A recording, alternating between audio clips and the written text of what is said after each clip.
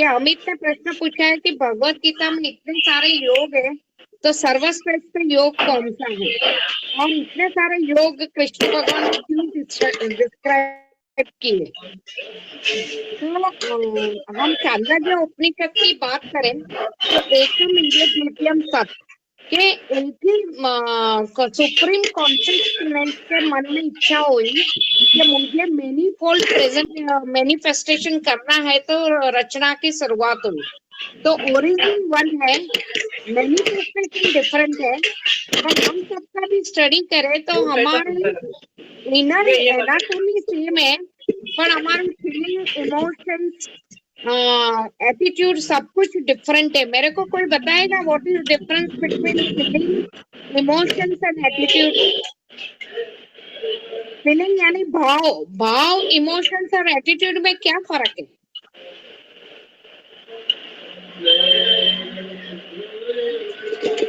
आप इमोशन किसका बोलोगे? कि कोई रोता है, हंसता है, इसको इमोशन बोलोगे ना?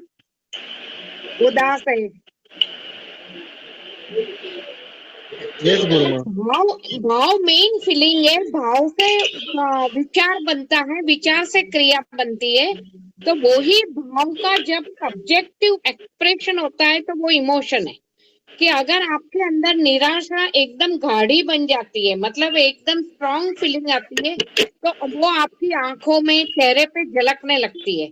जब आपके अंदर उदासी एकदम गहरी हो जाती है तो आप रोना शुरू कर देते हो, वो इमोशंस है। तो उदासी, इमोशंस, हंसना, ये सब इमोशंस है। तो एटीट्यूड मतलब आप कोई भी सिचुएशन आपकी लाइफ में आती है या कोई व्यक्ति को आप मिलते हो, तो आप किस तरह बिहेव करोगे, राइटली, रॉन्गली, तो पॉजिटिवली, नेगेटिवली, एटीट्यूड बोलते हैं। तो हम जब स्टडी करें तो हमारी इमोशंस, फीलिंग, एटीट्यूड सब कुछ डिफरेंट है कि सेम है? डिफरेंट है कि सेम है? डिफरेंट है। डिफरेंट डिफरेंट है। है गुरुमा। तो इसीलिए कृष्ण भगवान ने डिफरेंट योग लोगों को एक्सप्लेन किए, क्योंकि हर एक का, भले हमारी ओरिजिन सेम है, हम सबकी मंजिल सेम है, पर हम लोग रास्ता अलग अलग पसंद करेंगे depending upon our emotions and attitude.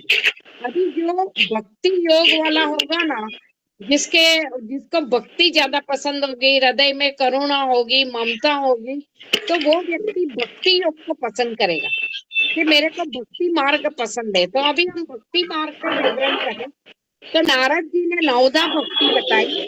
वो नवदा भक्ति है श्रवणम, मतलब कॉन्स्टेंटली आप सुनते रहो, स्मरणम मतलब याद करते रहो। मतलब कोई कोई लोग भजन सुनते रहते हैं, सत्संग सुनते हैं, कोई कंटिन्यूअस स्मरण करता रहता है। जैसे स्वामी नारायण में प्रमुख स्वामी, इस्कॉन में उनके हाथ में माला रहती है, वो लोग हरे कृष्ण हरे राम राम राम हरे हरे वो करते रहते हैं।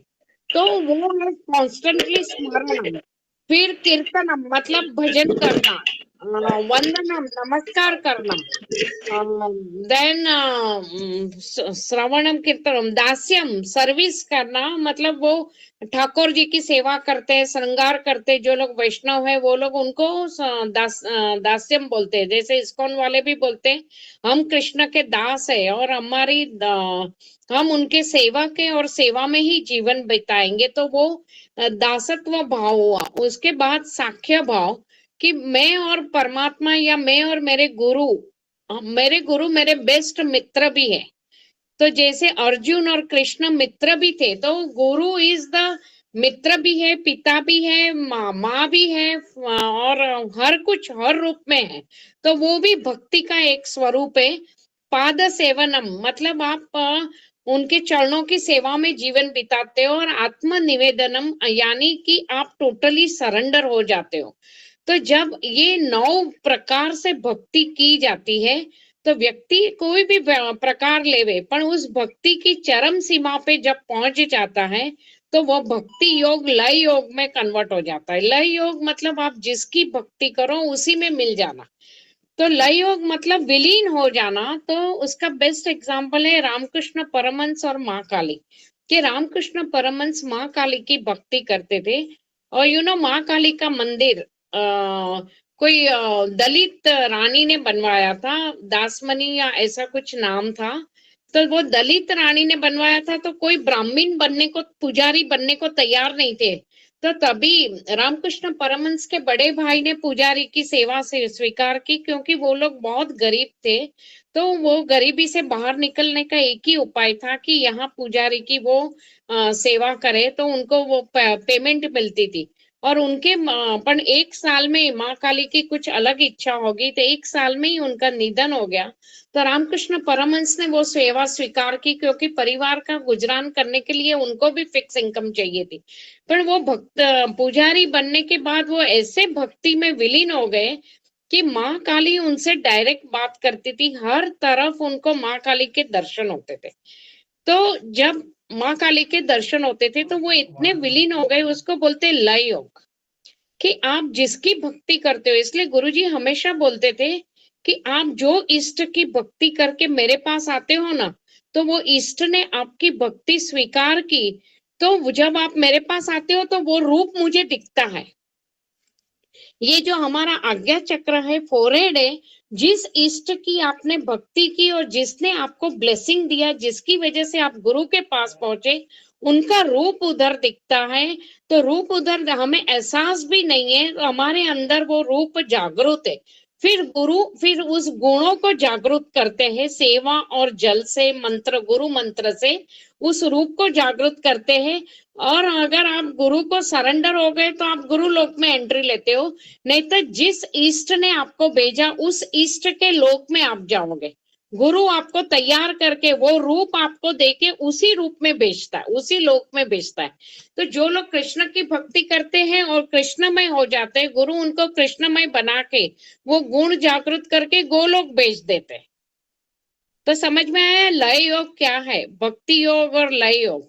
फिर भक्ति योग का एक प्रकार है मंत्र योग, कि हम मंत्र के भी अलग प्रकार है। जब हम लाउडली कोई विष्णु सहस्त्र नाम, शिव सहस्त्र नाम लाउडली चांट करता है तो वैखरी जप होता है।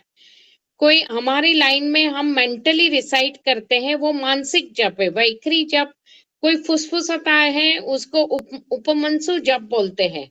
और कोई कोई लोग लिखते हैं, डायरी लिखते हैं, राम राम लिखते हैं, या स्वामी नारायण में भी बहुत लोग डायरी लिख के फिर वो चरणों में अर्पण करते हैं। तो उसमें वो लोग लिखते भी है, मेंटली रिसाइट भी करते हैं। हमारी लाइन में हम मानसिक जप ज्यादा करते हैं।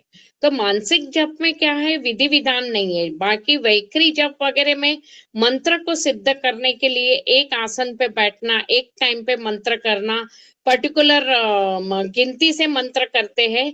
तो ये मंत्र, वो मंत्र योग का प्रकार है। परंतु अल्टीमेट मंत्र योग में भी अल्टीमेट अवस्था जपा जप योग की आती है। व्हाट इज जपा जप योग? कि आप जब मंत्र करते हो और मंत्र आपका सिद्ध हो गया, तो कैसे मालूम पड़े कि ये मंत्र मेरे को सिद्ध हो गया? उसके लिए आपको बाहर कोई देखने की जरूरत नहीं है। आपका मंत्र अगर सिद्ध है तो वो अपने आप चलेगा, आपको याद करने की भी जरूरत नहीं पड़ेगी। जो मंत्र आपको मिला है, और मंत्र का ब्यूटी आपको बताऊं, आप कोशिश नहीं करोगे फिर भी जो मंत्र आपके लिए जरूरी है वो अपने आप चालू हो जाता है।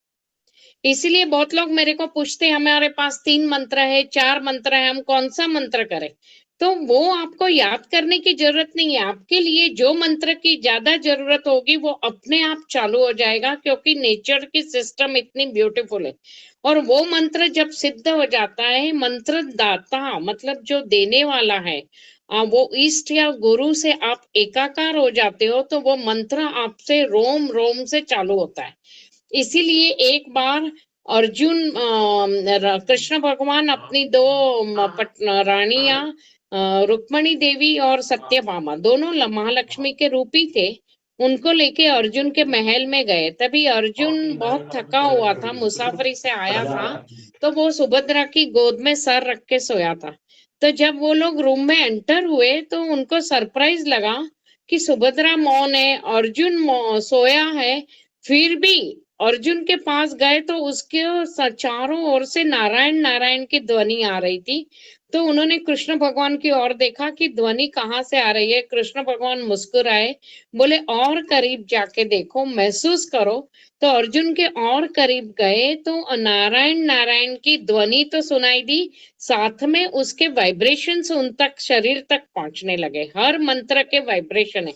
मैंने कुछ समय पहले एक वीडियो भेजा था कि जो एक साइंटिस्ट रिसर्च कर रहा है साउंड वेव्स पे, तो उसने क्या किया था, एक टेबल पे रेती बिछाई थी और फिर वो अलग अलग इंस्ट्रूमेंट से साउंड पैदा कर रहा था। तो वो रेती के जो पार्टिकल्स थे, सैंड पार्टिकल्स, अपने आप अलग शेप में आ जाते थे।